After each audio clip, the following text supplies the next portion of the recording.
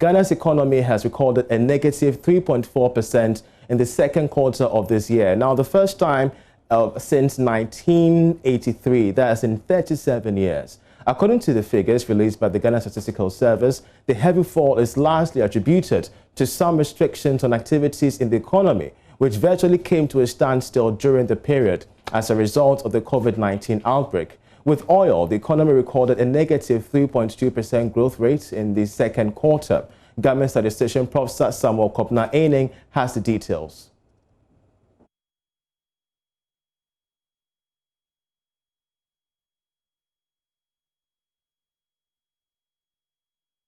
For the second quarter of 2020, Ghana's economy has contracted by 3.2% from an oil perspective.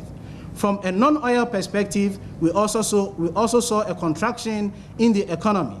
Specifically, for the second quarter of 2020, we saw our GDP being 35,590.4 million Ghana cedis relative to 36,839.7 million Ghana cedis that was recorded for the second quarter of 2019.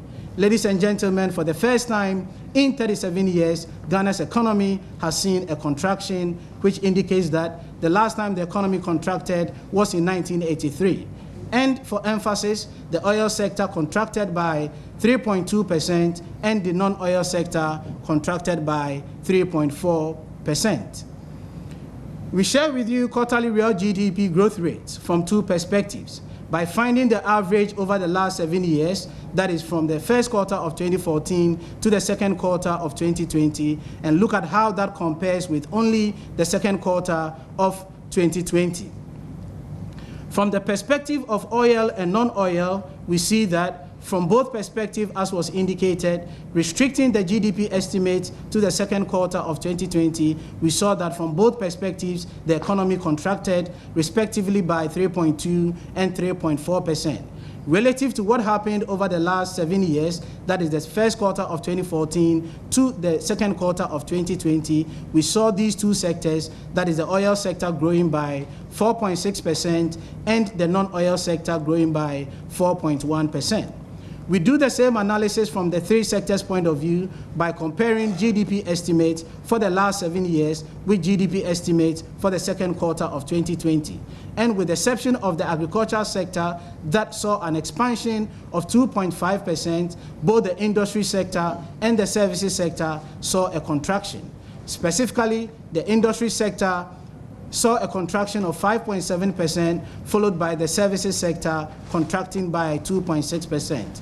Relative to what happened in the previous 7 years, for all three sectors, that is agricultural sector, we saw an expansion of 3.6%, industry sector 6.0%, and services sector 4.1%. We go ahead to share with you, because of the uniqueness of the second quarter 2020 GDP estimates, we share with you sectors that saw an expansion for the second quarter of 2020 and sectors that saw a contraction for the same period, that is the second quarter of 2020. We provide two estimates for your guidance in interpreting these growth rates across sectors that saw an expansion and sectors that saw a contraction. And these estimates are the subsectors' share of total GDP and the growth rate. The subsector that saw the highest expansion is the information and communication subsector. But it is important to realize that the information and communication subsector comes forth in terms of the share of total GDP.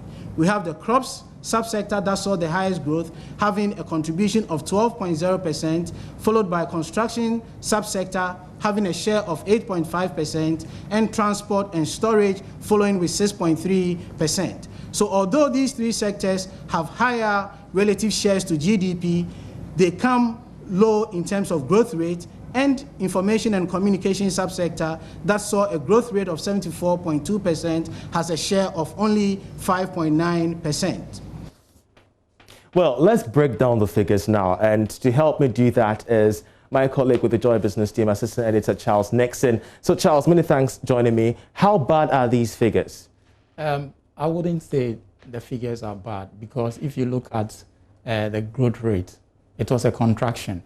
we recorded negative 3.4% for Q2. It was obvious. There was some partial lockdown, which traveled for about almost 2 months. So obviously there was virtually no economic activities. Aggregate demand and supply was virtually non-existent. So that was expected. So if you compare to the first quarter of 4.9%, it tells you that there is a lot of hope, and there had been forecast by Fitch, some economists, that we are likely to get to a level of almost 2% for this year. And that is possible in the sense that the airports have been open. There is a level of port activities. Import and export will start generating some level of activities. The hospitality sector seems to be upping its game. So there is some level of hope. Interestingly, sorry to cut it, but it's very interesting you said there is a likelihood, and you keep interjecting with hope, because looking at global economies elsewhere, we do know that the UK is virtually also grinding towards a recession, the same as compared to other global economies as well. So where do you feel the growth pattern of Ghana could be in the future when it comes to the estimates so far? Well, let me make a point of correction. UK recorded a very interesting growth rate for July, and that is expected to change things in their economy. However, because of the significant impact of COVID on their economy, they might not experience some higher growth. So it's likely they would hit a negative target. Globally, most of the giants are going to record negative growth rate. In Africa, Ghana looks like being the third country that will record its highest growth rate if you look at forecasts that has been done. Agri looks promising, with the exception of forestry and logging, which recorded a negative growth rate. All the subsectors recorded appreciable growth rate. You could talk of crops, you could talk of fishing subsector. That was the leading subsector within the agri sector.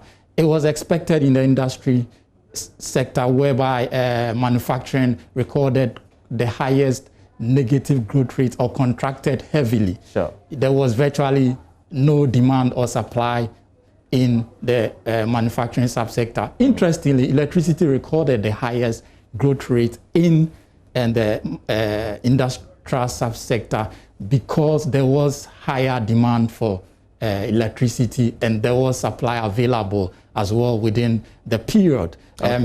Services, we all know the hospitality sector suffered a lot, and they contracted heavily, over 70, almost 78% contraction. And however, ICT recorded a 74% growth rate. That, to some extent, offset the negative growth that came from the hospitality perspective. However, other subsectors within the services sector could not record quite impressive growth rate to offset that. So going forward into the year, obviously there will be some level of activities. The elections as well brings some level of activities from the printing perspective, the ICT perspective. Because of the COVID restrictions, this year we are going to focus more on social media and the ICT avenue in terms of trying to market their brand and candidate. So hopefully there is hope.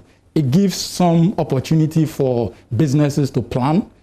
You can tell that if the economy is going to grow at 2% by the end of this year, it gives some hope. So therefore, when you are planning your budget, you know what you have to do in terms of what revenue or sales target, what will be your PBT or profit before tax, your operating expenses and what have you. So that gives some level of room for businesses and consumers to plan their